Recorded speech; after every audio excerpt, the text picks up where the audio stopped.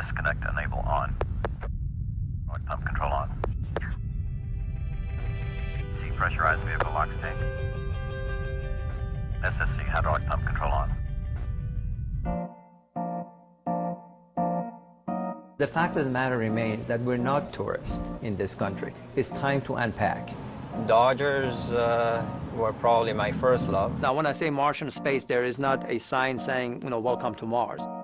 The answer to, is there life out there, maybe starts with, how did life originate on Earth?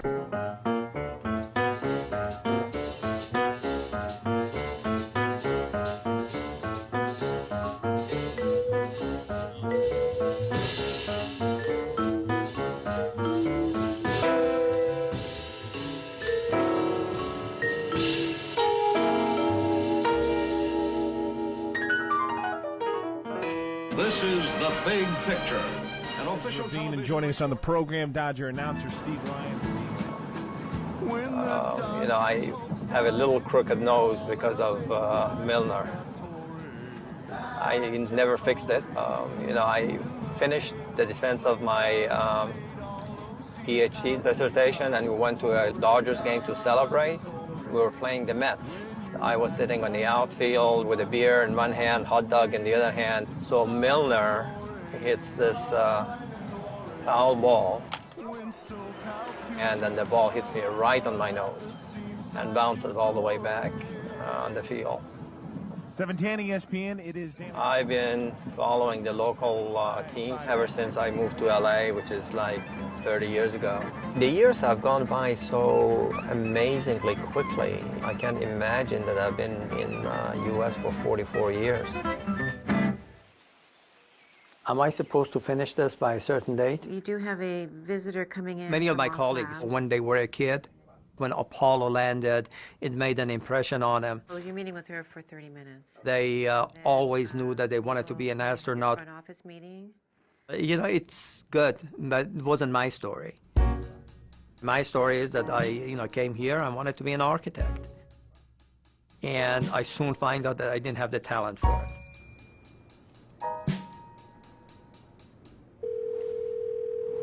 I went to school in Midwest, which is altogether like a different country. The first year when I was freshman, I had a 4.0 grade point average. Then second year, I discovered girls.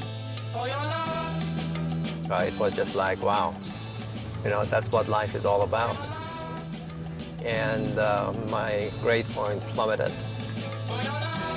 Good times though. I really didn't academically excel until I got to the graduate school at USC. I would have loved to be a professional athlete. But, just like poker, you have to play the hand that you've been dealt.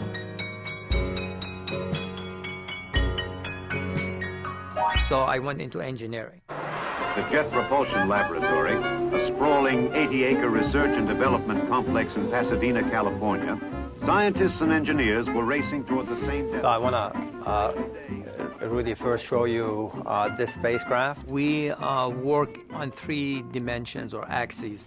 One of them is all the missions that we do for solar system. In fact, it discovered Venus's thick, hot cloud cover and retrograde rotation. Then there are missions that look far beyond our solar system, places where we can't even send robots because they're so far away. It is basically a star nursery. And the third axis, some people would say more important than all, is to look back down at our own home planet. Some of the questions that we're asking, they're so fundamental. Are there other Earth-like planets? And if there are, is there biology on it? Near and dear to my heart, size-wise, the right scale of the 2 rovers that we landed on Mars in 2004. That was the time that I was managing the Mars program. 3, 2, engine ignition, and liftoff of the Delta II rocket with the Mars Exploration Rover. I remember the night of the landing. So this is where it all goes down. That's where it all goes down. It was the first time in my life where I have actually heard my heartbeat. It was a Sunday, and we're all gathered in the mission control room. The moment that they said, we have landed successfully, all the emotions of, many years, 4 or 5 years, there was an outpouring, and I felt that my eyes were welling up, and I didn't want to make a fool of myself on CNN. So I ran for the corner out of the sight of the camera, and there I ran into the project manager, who was similarly disposed, and we hugged, and it was a very special moment.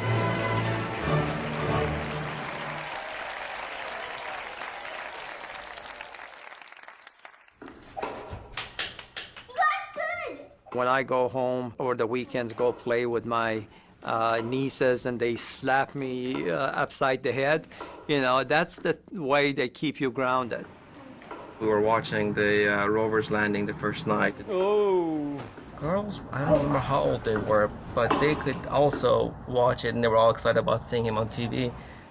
I won a game, finally. It was a pride. But it's also, okay, so what? He's done it before. It's not, you get used to it. You take it for granted. He's just my uncle. There is a generation that has been born here, but there is our generation who came here and grew up here. We're in Westwood Boulevard. This is an amazing area, isn't it? Oh yeah, you can walk around here and think that you're in Tehran. No difference. And I lived in Shiraz for my first 12 years. I got my weak point here, Zulubia or Bamiya, I guess. My parents separated when I was a child. I was 4 years old. My father, he was a man of the world. He was traveling constantly. He was quite well off. I actually didn't see much of my mother at the beginning because my father, didn't allow visitation to happen. So I had learned from childhood to make the world around me myself because the traditional family unit was not there for me.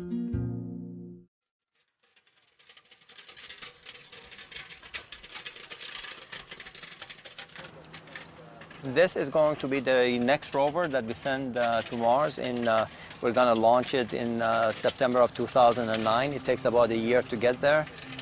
I fully believe that if we can find a context for our being in the universe, defining and finding out whether there is life elsewhere outside the Earth, that might be just a fingerprint that will define us as a civilization. I love Iran. Right? That's where my roots are, and it's connected to an ancient civilization, one of the oldest civilizations in the world. That intangible, unifying, healing power that space has, that we are united in our humanity.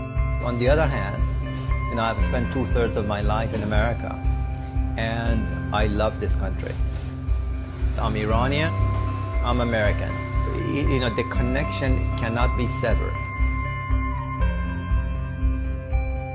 When we landed on Mars, I came to work for something that I was completely unprepared for. I must have had 2,000 emails from all over the world from Iranian expatriates that they were just proud of the moment. I'm sort of an emotional guy anyway. Sometimes, we get so wrapped up in our world. And we find conflicts to fight each other, and you pull back and you start looking at the Earth, and you see it just as a little speck. It just completely changes your perspective, and you just sort of want to hug it and take care of it. And to me, it's sort of like scrambled eggs. Once you have scrambled it, you cannot separate the yolk from the white. So that's me. I'm scrambled egg, I'm Iranian American, all sort of woven into one.